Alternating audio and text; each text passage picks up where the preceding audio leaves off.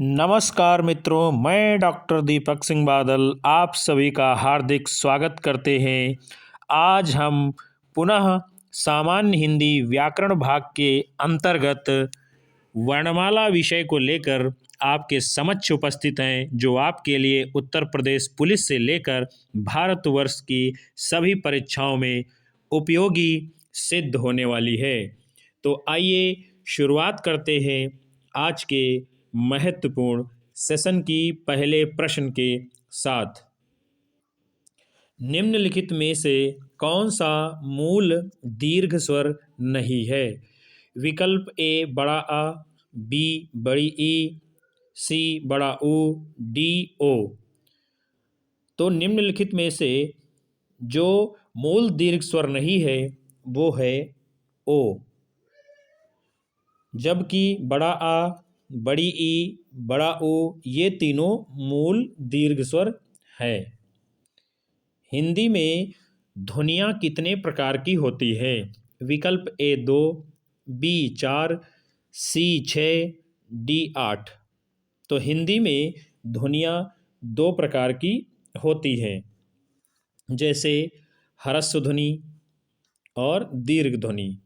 मात्रा के आधार पर स्वर कितने प्रकार के होते हैं? विकल्प ए 2, बी 3, सी 4, डी 5। तो मात्रा के आधार पर स्वर 3 प्रकार के होते हैं। पहला है ह्रस्व स्वर, दूसरा है दीर्घ स्वर, तीसरा है प्लुत स्वर। ह्रस्व स्वर में 1 मात्रा के बराबर समय लगता है, दीर्घ स्वर में यानी 2 मात्रा के बराबर समय लगता है, और जो प्लुत स्वर होते हैं उनमें 2 मात्राओं से अधिक समय लगता है। जैसे आप ओम शब्द का उच्चारण करते हैं तो उसमें क्या है, प्लुत स्वर का ही प्रयोग होता है, इसलिए हम ओम को लंबा खींचते हैं। अगला, जिह्वा के आधार पर स्वर कितने प्रकार के होते हैं? विकल्प ए 2, बी 3, सी 4, डी 6। तो जिह्वा के आधार पर स्वर 3 प्रकार के होते हैं। 1 से अधिक वर्णों के मेल को कहते हैं। विकल्प ए अक्षर, बी स्वर, सी व्यंजन, डी अनुस्वार। तो 1 से अधिक वर्णों का जहाँ पर मेल होता है उनको हम व्यंजन कहते हैं। छोटी ई, बड़ी ई, चा, छा, जा, झा, इयां आदि का उच्चारण किससे होता है? विकल्प ए कंठ से, बी मूर्धन्य से, सी तालव्य से, डी ओष्ठ से। तो छोटी ई, बड़ी ई, चा, छा, जा, झा, इयां आदि का उच्चारण तालव्य से होता है, क्योंकि इसका सूत्र है इचु यसा नाम तालुह। यानी ये सब कहाँ से बोले जाएंगे? तालु से बोले जाएंगे। फिर है जिनका उच्चारण स्वतंत्रता से होता है और जो व्यंजन के उच्चारण में सहायक होते हैं उसे कहते हैं। विकल्प ए संज्ञा, बी स्वर, सी व्यंजन, डी विसर्ग। तो आपको पता होगा कि जिनका उच्चारण स्वतंत्रता से होता है उनको स्वर कहते हैं, लेकिन जो व्यंजन के उच्चारण में सहायक होते हैं तो उनको स्वर भी कहते हैं। निम्न में दीर्घ स्वर नहीं है। विकल्प ए छोटी ई, बी बड़ी ई, सी ए, डी ए। तो छोटी ई, ए और ए ये सब दीर्घ स्वर है, लेकिन क्या है, बड़ी ई जो है आपकी दीर्घ स्वर नहीं है। निम्न में से अंतस्थ व्यंजन कौन सा है? विकल्प ए गा, बी जा, सी वा और डी सा। तो निम्न में से जो अंतस्थ व्यंजन है वो है वा, क्योंकि या, रा, ला, वा ये 4 जो व्यंजन है इनको अंतस्थ व्यंजन माना गया है, कहा जाता है। और अंतस्थ व्यंजन इनको इसलिए कहते हैं मित्रों, क्योंकि इनका जब उच्चारण होता है तो हमारी वायु अंतस्थ मतलब अंदर की तरफ जाती है इनके बोलते समय। फिर है निम्न में से अल्प प्राण व्यंजन कौन सा है? अल्प प्राण का मतलब ये होता है जिन व्यंजनों के उच्चारण में मुख विवर से कम वायु निकलती है, इसलिए इनको अल्प प्राण कहते हैं। विकल्प ए खा, बी गा, सी घा और डी ठा। तो इनमें से गा जो व्यंजन हमारा है वो कैसा है? अल्प प्राण है। बाकी सब क्या है? महाप्राण है। निम्न में से घोष वर्ण कौन सा है? विकल्प ए जा, बी का, सी चा और डी टा। तो निम्न में से जो घोष वर्ण है वो है जा। और घोष वर्ण उनको कहते हैं जिनके उच्चारण में हमारे मुख विवर में स्वर तंत्रियां बराबर झंकृत होती हैं। झंकृत मतलब ज़्यादा घर्षण होता है, ज़्यादा झंकार करती हैं। निम्न में से ओष्ठ वर्ण कौन सा है? विकल्प ए आ, बी बड़ा आ, सी छोटी ई, डी ओ। तो निम्न में से जो ओष्ठ वर्ण है वो है छोटा ओ। जब आप बोलते हैं तो आपके ओंठों का स्पर्शन होता है। फिर है काकल्य वर्ण कौन सा है? विकल्प ए या, बी सा, सी हा, डी अणा। तो काकल्य का मतलब ये होता है जब हम उस काकल्य वर्ण का उच्चारण करते हैं तो जिह्वा जो हमारी है तो हमारे कंठ में जो, जिसको आप कौवा कहते हैं, उसमें उसकी तरफ हमारी जिह्वा जाती है, उसको स्पर्श करती है। तो हा जो हमारा है, हा को जब हम बोलते हैं तो ये काकल्य यानी उस कौवे की तरफ अपनी और जबान को आकर्षित करता है, इसलिए इसको काकल्य वर्ण कहते हैं। फिर है या का उच्चारण स्थान है। विकल्प ए ओष्ठ, बी दांत, सी मूर्धा, डी तालु। तो या का उच्चारण स्थान जो है वो तालु है, यानी इसके उच्चारण के समय जिह्वा हमारी तालु को स्पर्श करती है। और इसका सूत्र भी है, अभी हमने पूर्व में ही बताया था आपको, इचु यशा नाम तालुह, यानी ये सब क्या है? तालु से बोले जाते हैं। फिर है रा का विवरण है। विकल्प ए वर्त्स, लुंठित, सघोष, अल्प प्राण व्यंजन। बी है वर्त्स, पार्श्विक, सघोष, महाप्राण व्यंजन। सी है वर्त्स, संघर्षी, अघोष, अल्प प्राण व्यंजन। और डी है वर्त्स, स्पर्श, सघोष, महाप्राण व्यंजन। तो रा का जो विवरण है, रा हमारा जो व्यंजन है ये वर्त्स भी है, लुंठित भी है, सघोष भी है और अल्प प्राण भी है। यानी रा को इतने ही प्रकार से परीक्षा में पूछा जा सकता है। फिर है अंतस्थ और ऊष्म वर्ण कितने होते हैं? विकल्प ए 6, बी 8, सी 9 और डी 7। तो प्रश्न में पूछा जा रहा है कि अंतस्थ और ऊष्म वर्ण जो है इनकी कुल संख्या कितनी है? तो या, रा, ला, वा 4 अंतस्थ होते हैं और शा, खा, सा, हा 4 जो है ऊष्म वर्ण होते हैं। तो दोनों को मिलाकर इनकी संख्या 8 होती है। फिर है दीर्घ का वर्ण विच्छेद है। विकल्प ए दा, धन री, धन गा, धन आ। बी है दा, धन रा, धन ऊ, धन गा। और सी है दा, धन री, धन गा। डी है दा, धन रा, धन आ, धन ऊ, धन गा, धन आ। तो दृक का जो वर्ण विच्छेद हम करेंगे तो विकल्प ए आपका सही होगा, यानी दा, दा में हलंत, धन री, धन गा, गा में हलंत प्लस आ। फिर है सघोष वर्ण कौन सा है? सघोष का मतलब है जिनके उच्चारण में हमारी स्वर तंत्रियां झंकृत होती हैं। विकल्प ए है पा और बी है था, सी है बा और डी है सा। तो इनमें से जो सघोष वर्ण है वो है बा। ऊष्म व्यंजन कौन सा है? विकल्प ए हा, बी ला, सी मा और डी जा। तो इनमें से जो ऊष्म व्यंजन है वो है हा, क्योंकि ऊष्म व्यंजन की संख्या 4 मानी गई है, सा, खा, सा और हा। फिर है उद्यान का शुद्ध वर्ण विच्छेद है। विकल्प ए ऊ, धन दा, धन या, धन बड़ा आ, धन ना, धन आ। बी है ऊ, धन दा, धन या, धन आ, धन ना, धन आ। सी है ऊ, धन दा, धन या, धन आ, धन ना, धन आ। और डी है आ धन दा, धन या, धन आ, धन ना, धन आ। तो उद्यान का शुद्ध वर्ण विच्छेद ऊ, धन दा, धन या, धन आ, धन ना, धन आ, ये सही होगा। निम्नलिखित में से कौन टा वर्ग में नहीं है? विकल्प ए ठा, बी ढा, सी धा और डी अड़ा। तो निम्नलिखित में से जो टा वर्ग में नहीं आता है वो है धा। बाकी टा, ठा, डा, ढा, अड़ा ये सब क्या है? टा वर्ग में आते हैं। फिर है हिंदी भाषा की कुल वर्ण लिपियां हैं, यानी मतलब क्या है? हिंदी भाषा में कुल वर्ण कितने माने गए हैं? और कुल वर्ण का मतलब है जो स्वर और व्यंजन को मिलाकर होते हैं। विकल्प ए 44, बी 33, सी 52, डी 48। तो हिंदी भाषा में जो कुल वर्ण लिपियां हैं वो 52 मानी गई हैं। फिर अगला प्रश्न है, जिनकी ध्वनि केवल मुख से निकलती है, यानी जिनकी ध्वनि केवल मुख से निकलती है उनको हम क्या कहते हैं?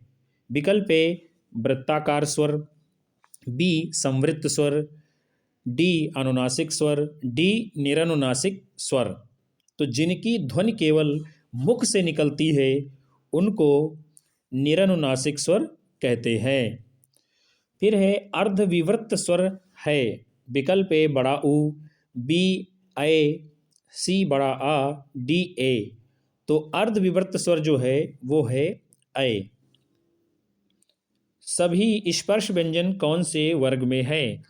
विकल्प ए का, रा, ला, हा, बी है या, शा, दा, रा, सी है का, चा, पा, दा, डी है हा, शा, रा, बा। तो जिनमें सभी स्पर्श व्यंजन है वो है का, चा, पा, दा। सभी महाप्राण वर्णों वाला वर्ग है, यानी ऐसा कौन सा वर्ग है जिसमें सभी महाप्राण व्यंजन हैं? विकल्प ए खा, छा, ठा, बी है धा, चा, डा, सी है मा, शा, धा, डी है या, दा, धा। तो जिस वर्ग में महाप्राण वर्ण है वो है विकल्प ए, यानी खा, छा और ठा। जब एक ही ध्वनि का द्वित्व हो जाए तब वो क्या कहलाता है? द्वित्व मतलब जब दो बार आ जाए। विकल्प ए संयुक्त ध्वनियाँ, बी युग्मक ध्वनियाँ, सी संपृक्त ध्वनियाँ, डी पारस्परिक ध्वनियाँ। तो जब एक ही ध्वनि का द्वित्व हो जाए तब वो कहलाता है युग्मक ध्वनियाँ, क्योंकि युग्म का अर्थ होता है जोड़ा और द्वित्व का अर्थ है दो बार, यानी वो भी जोड़ा हुआ। ऐसे भी आप समझ सकते हो। तो जहाँ पर एक ही ध्वनि का द्वित्व यानी दो बार आ जाए तब वह युग्मक ध्वनि कहलाती है। वह व्यंजन है विकल्प ए ऊष्म, बी अंतस्थ, सी महाप्राण, डी अघोष। तो वह जो है हमारा अंतस्थ व्यंजन है, क्योंकि या, रा, ला, वा ये सब अंतस्थ में आते हैं। लिखित भाषा में मूल ध्वनियों के लिए जो चिन्ह मान लिए गए हैं तथा जिस रूप में लिखे जाते हैं उसे क्या कहते हैं? विकल्प ए स्वर, बी लिपि, सी ध्वनि कहते हैं, डी व्यंजन कहते हैं। तो लिखित भाषा में मूल ध्वनियों के लिए जो चिन्ह मान लिए गए हैं तथा जिस रूप में ये लिखे जाते हैं उसे लिपि कहते हैं। फिर है पा, फा, बा, भा, मा व्यंजन होते हैं, यानी इसको क्या कहते हैं? विकल्प ए दंत कहते हैं क्या, बी ओष्ठ कहते हैं क्या, सी तालव्य कहते हैं, डी कंठ कहते हैं। तो जो पा, फा, बा, भा, मा ये हमारे व्यंजन हैं, इनको ओष्ठ व्यंजन कहते हैं क्योंकि इनके उच्चारण में हमारे ओठों का स्पर्श होता है। दो व्यंजन जब एक साथ मिलते हैं तो वो क्या कहलाते हैं? विकल्प ए संयुक्त व्यंजन, बी अल्प प्राण व्यंजन, सी अंतस्थ व्यंजन, डी महाप्राण व्यंजन।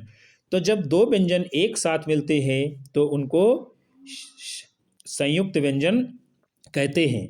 जैसे आप लिखते हैं श्री राम, तो जो श्री राम है ये शलजम वाली सा और रा के योग से बना है, इसलिए इसको संयुक्त व्यंजन कहते हैं।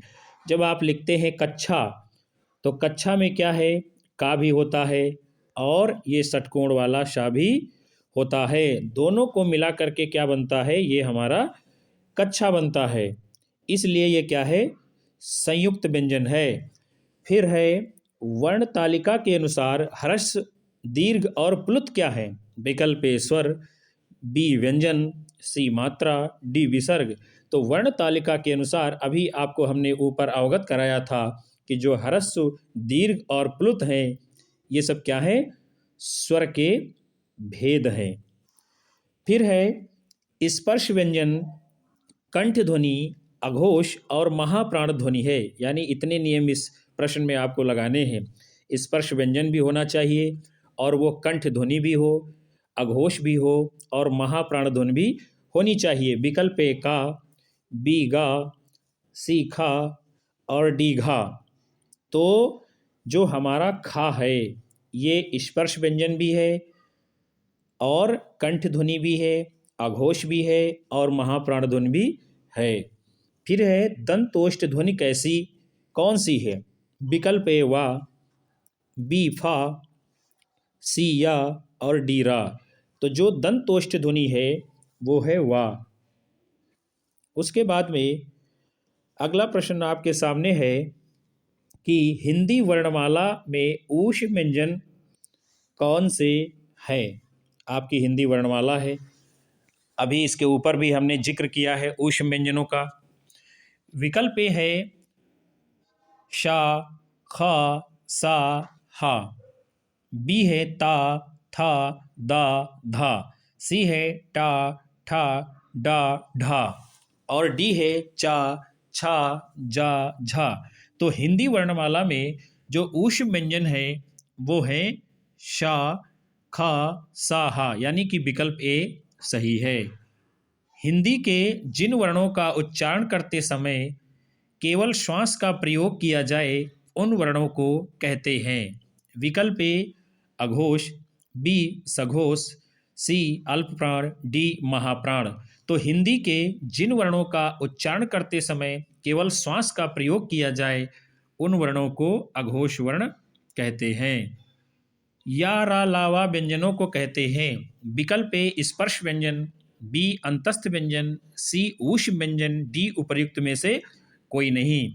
तो या रा लावा व्यंजनों को हम अंतस्थ व्यंजन कहते हैं। निम्नलिखित में से पार्श्विक ध्वनि कौन सी है? ए अड़ा, बी ला, सी रा, डी चा। तो निम्नलिखित में से जो पार्श्विक ध्वनि है उसको हम ला कहते हैं। वैसे तो यारा लावा ये अंतस्थ व्यंजनों में आता है, लेकिन ला के व्याकरणिक वर्गीकरण का एक भेद पार्श्विक भी है, इसलिए इसको पार्श्विक ध्वनि कहते हैं। निम्नलिखित में से कौन सा अंतस्थ व्यंजन है? विकल्प ए ला, बी पा, सी चा, डी टा। तो इनमें से जो अंतस्थ व्यंजन है वो है आपका ला।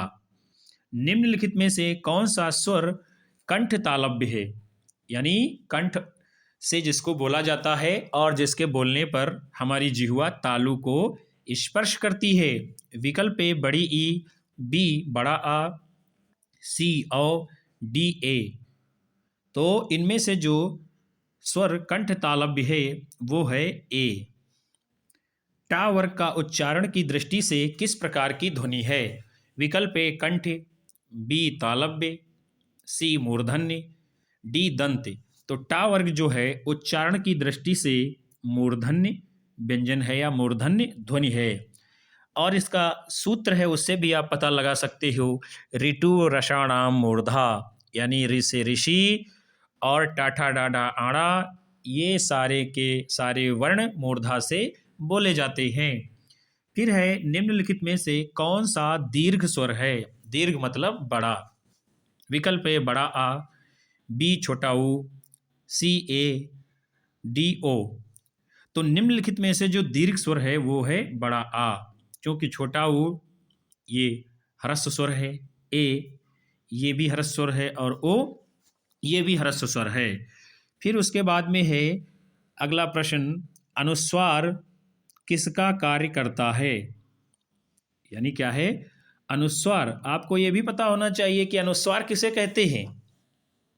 विकल्प ए विसर्ग का, बी चंद्र बिंदु का, सी पंचम वर्ण का, डी स्वर का। तो अनुस्वार जो है वो पंचम वर्ण का कार्य करता है, क्योंकि जो भी हमारी वर्णमाला में जो वर्गीय व्यंजन हैं, जैसे काखा गाघा अंगा ये का वर्ग के हैं, चाछा जाझा इया ये चा वर्ग के हैं, टाठा डाढ़ा आड़ा ये टा वर्ग के हैं, ताथा दादा ना ये ता वर्ग के हैं, और पाफा बाभा मा ये पा वर्ग के हैं। इन पांचों वर्गों का जो पंचम वर्ण है, यानी क्या, अंगा, इया, अड़ा, ना, मा, ये सब क्या है, अनुस्वार हैं।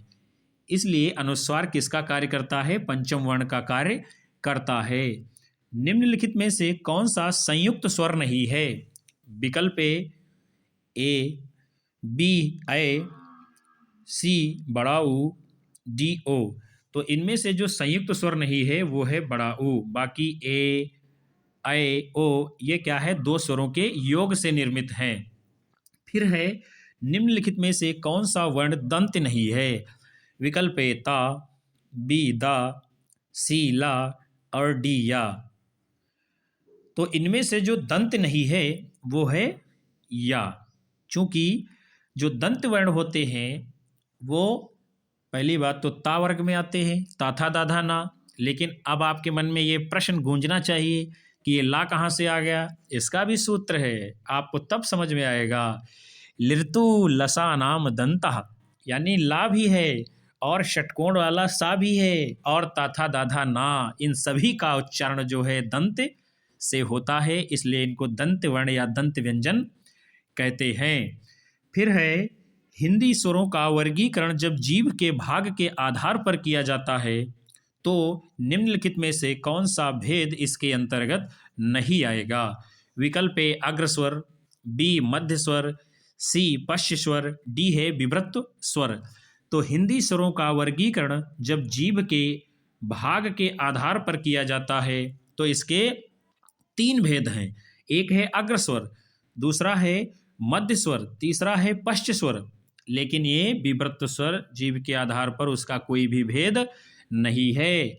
और अग्रस्वर उनको कहते हैं जिनका उच्चारण हमारी जिह्वा के आगे के भाग से होता है, और मध्य स्वर उनको कहते हैं जिनका उच्चारण हमारी जिह्वा के मध्य भाग से होता है, यानी जिह्वा हमारे मुख के मध्य भाग में आ जाती है।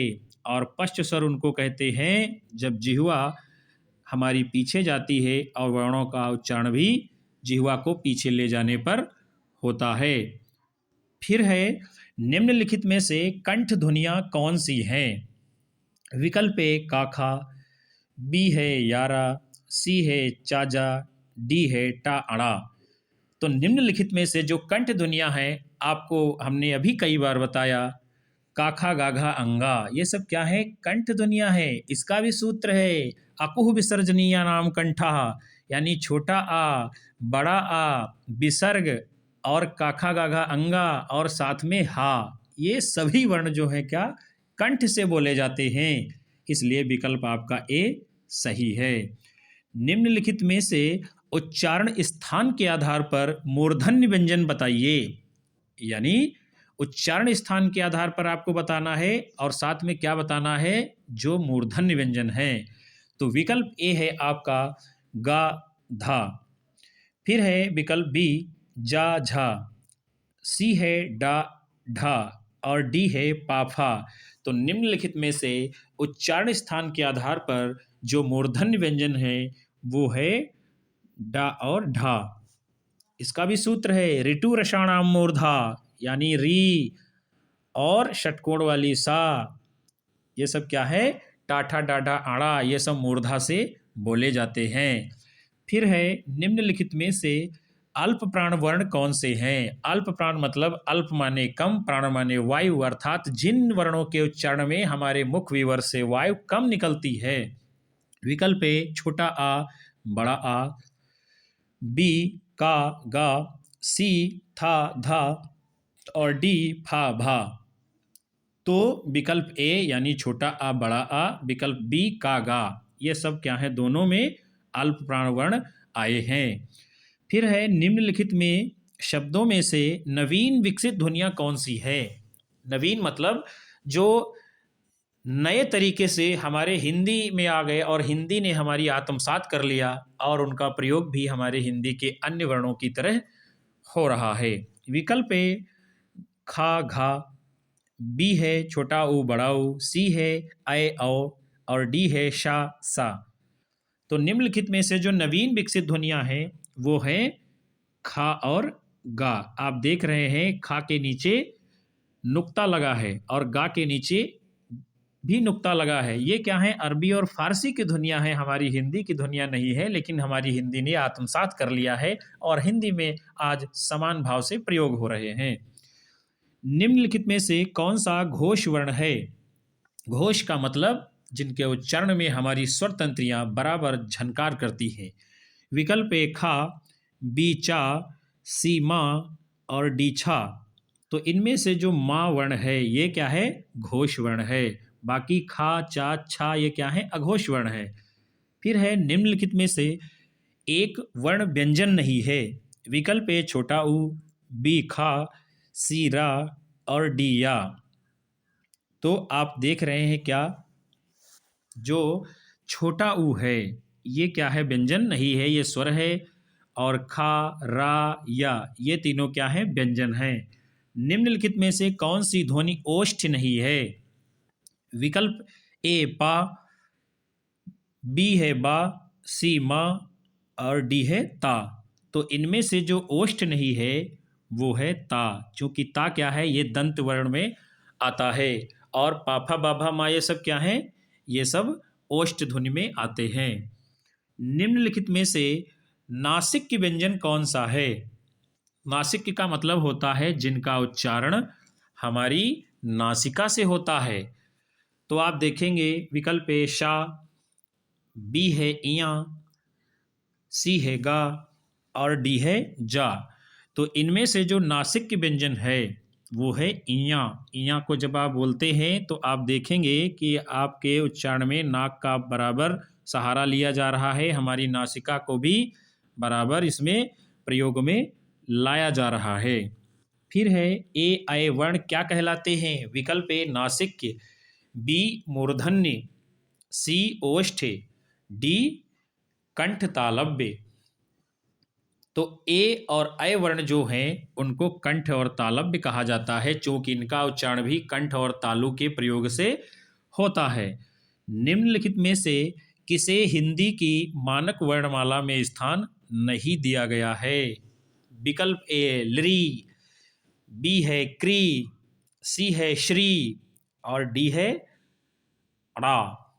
तो इनमें से जो वर्ण है जिसको हिंदी की मानक वर्णमाला में स्थान नहीं दिया गया है वो है श्री। श्री को अलग से जोड़ा गया। ये भी क्या है? शलजम वाली सा और रा के योग से बना है और ये संयुक्त व्यंजनों में गिना जाता है।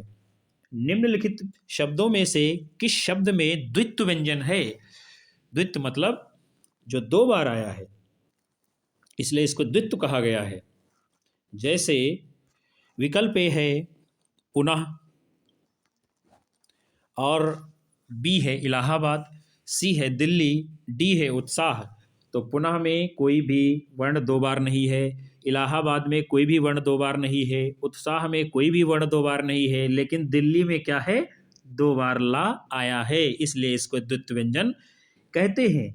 निम्न शा, खा, सा, हा कौन से व्यंजन कहलाते हैं? विकल्प ए प्रकंपी व्यंजन। प्रकंपी का मतलब जिनमें उच्चारण के समय कंपन हो।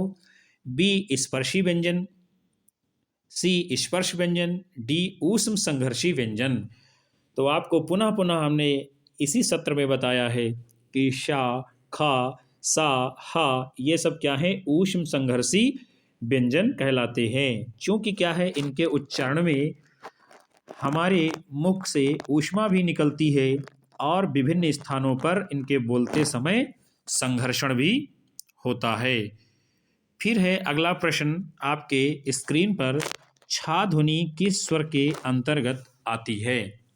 विकल्प ए मूल स्वर, बी है घोष वर्ण, सी है संयुक्त वर्ण, डी है तालव्य वर्ण। तो छा ध्वनि जो है हमारी वर्णमाला में ये संयुक्त वर्णों में गिनी जाती है। क्योंकि क्या है? छा जो ये है तो ये का, धन, षटकोण वाला शा, इन दोनों के योग से बना है छत्री वाला छा। फिर है ज्ञा वर्ण किन वर्णों के संयोग से बना है? विकल्प ए जा धन इया, विकल्प बी जा धन इया, सी जा धन धा, डी है जा धन न्या। तो जो ज्ञा वर्ण है ये जा धन इया के संयोग से बना है। अब आपको दिखाई दे रहा होगा कि जा धन इया इसमें भी है और जा धन इया इसमें भी है, लेकिन क्या है, इसमें जा में हलंत लगा है। हलंत का मतलब जा का आधा प्रयोग किया गया है, इसलिए विकल्प बी सही उत्तर है। निम्नलिखित में से अघोष वर्ण कौन सा है?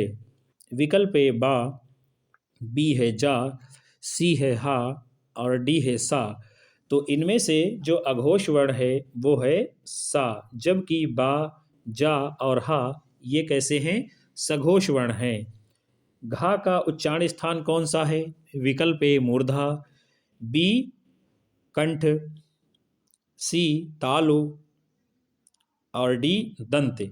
तो घा का जो उच्चारण स्थान है वो है कंठ, क्योंकि का, खा, गा, घा, अंगा ये सब कंठ से बोले जाते हैं। निम्नलिखित में से संयुक्त व्यंजन कौन सा है? विकल्प ए ढा, बी है ज्ञा, सी है अंगा और डी है ढा, अड़ा यानी अंगा जिसको कहते हैं। तो निम्नलिखित में से जो संयुक्त व्यंजन है वो है ज्ञा, विकल्प बी। अभी आपने ऊपर ही देखा था जा और इया के योग से बनता है, इसलिए इसको संयुक्त व्यंजन कहते हैं। निम्नलिखित में से कौन सा वर्ण उच्चारण की दृष्टि से दंत नहीं है? विकल्प ए ता, बी है ना, सी है दा और डी है टा। तो ता, था, दा, धा, ना ये सब क्या है? दंत से बोले जाते हैं, लेकिन जो टा है ये दंत से बोला नहीं जाता है। ऋतु रसाणा मूर्धा, टा क्या है? मूर्धा से बोला जाता है। कौन सा अमानक वर्ण है? अमानक का मतलब होता है जिसको हमारी हिंदी वर्णमाला मान्यता नहीं देती है। विकल्प ए है खा, बी है घा, सी है ये जो झा देख रहे हो और डी है भा। तो ये जो सी विकल्प में झा वर्ण है इस प्रकार का, इसको हमारी हिंदी वर्णमाला क्या है? मानक वर्ण में स्थान नहीं देती है, इसको मान्यता नहीं दी गई है। यदि आप इस प्रकार से कहीं लिखते हैं तो आपका उत्तर क्या है? गलत माना जाएगा। फिर है छा किस वर्ण के योग से बना हुआ है? विकल्प ए का धनशा, बी है का धनचा, सी है का धनछा और डी है का धनशा।